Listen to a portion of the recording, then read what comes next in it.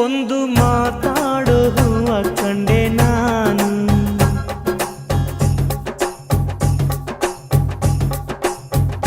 ಬಾಡದಂತ ಪ್ರೀತಿಯ ಹೂ ನೀನು.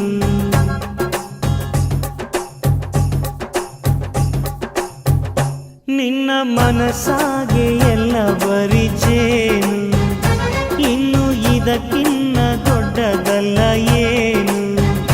ನನ್ನ ಬಾಳ ಸಂತೋಷವೆಲ್ಲ ನೀನೇ, ನನ್ನ ಹಾಡು ಸಂಗೀತವೆಲ್ಲ ನೀನೇ.